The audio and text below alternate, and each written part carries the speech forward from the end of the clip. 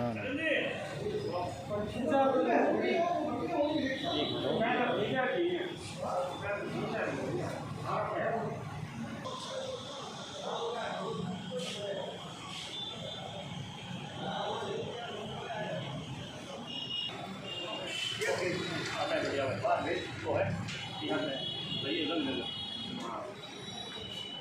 पापा समझ दी बात दो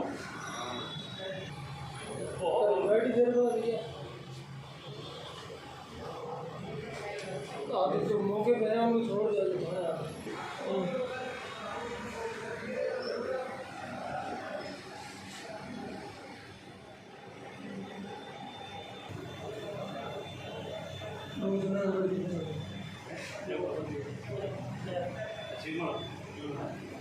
तरीके से पुलिस के पास सूचना आई और पुलिस ने किस तरीके से इस पूरे घटनाक्रम पर नजर डालते हुए काम किया और उसको गिरफ्तार किया जो आरोपी थे।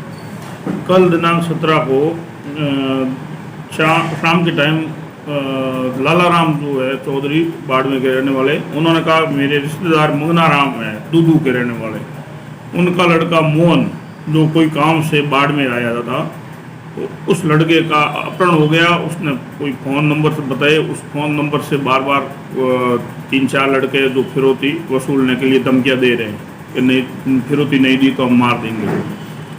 इस इतला पर मंगनाराम जो दूदू था उसको यहाँ बाड़मेर बुलाया, उससे 2 लाख रुपए मंगाए थे। जो अपहरण करता थे उन्होंने 2 लाख रुपए मंगाए थे, वो पैसे लेके यहाँ आया।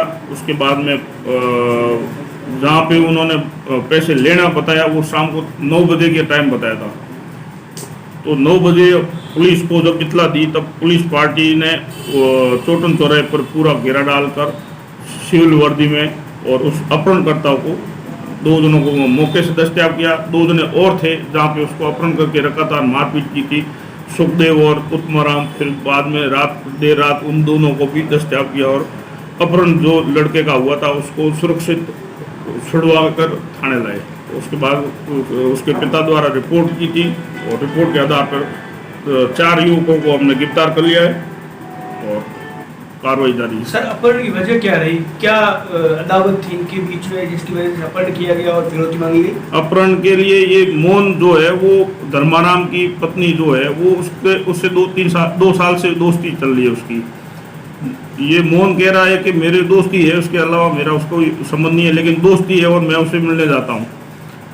परसों उसको बुलाया था लेकिन परसों आया नहीं था। कल उसको वापस बुलाया तो कल ये आया था सिर्फ धर्माराम की उसकी पत्नी से मिलने के लिए।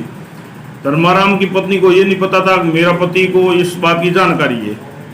तो जब ये मिलने पहुंचा तो धर्माराम ने अपनी पत्नी को तो कहीं साइड दूसरे मकान 2 मकान है दूसरे मकान में रख दिया। धर्माराम उसको लेकर अपने दोस्तों के साथ लेकर दूसरा मकान था जो तिलक नगर में, वहाँ ले जाके उसको अपहरण करके रखा। फिर उसके घर वालों को फिरौती के लिए 2 लाख रुपए की मांग की और उसके साथ मारपीट करी। फिर पुलिस को जब इतला में तब उन्होंने चोटन चौराहे बुलाकर व्यवस्थित तरीके से अपहरण करता और उनको सुरक्षित जो जिसका अपहरण हुआ था उसको सुरक्षित बचा लिया। क्या कोई इन अपराधियों ने कोई वसूली भी की उससे इस दौरान? वो अपहरण के दौरान उन्होंने फोन से ट्रांजैक्शन का बताया है, जिसके लड़के के फोन पे से पैसे उन्होंने निकाले, जितने पैसे थे 4-5 हज़ार जो बता रहा है उसको वेरीफाई कर रहे हैं। और उसके बाद रोकड़ रुपए जो है 2 लाख रुपए वो पुलिस ने उसको देने नहीं दिए।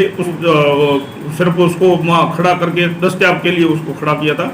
उस बाप के पिता के पास पहुँचने से पहले ही उनको गिरफ्तार कर लिया। क्या ये अंदेशा जताया जा रहा था कि अगर ये घटना अगर पुलिस समय पर सतर्क नहीं रहती तो इसके साथ लड़के के साथ गलत भी हो सकता था? बिल्कुल, इसके साथ कुछ भी हो सकता था क्योंकि ये उससे अवैध संबंध का भी मामला धर्माराम देख रहा था, फिर फिरौती भी मांग रहा था। यदि नहीं मिलने की स्थिति में उसके कब्जे में है तो हो सकता है उसका मर्डर भी कर दे।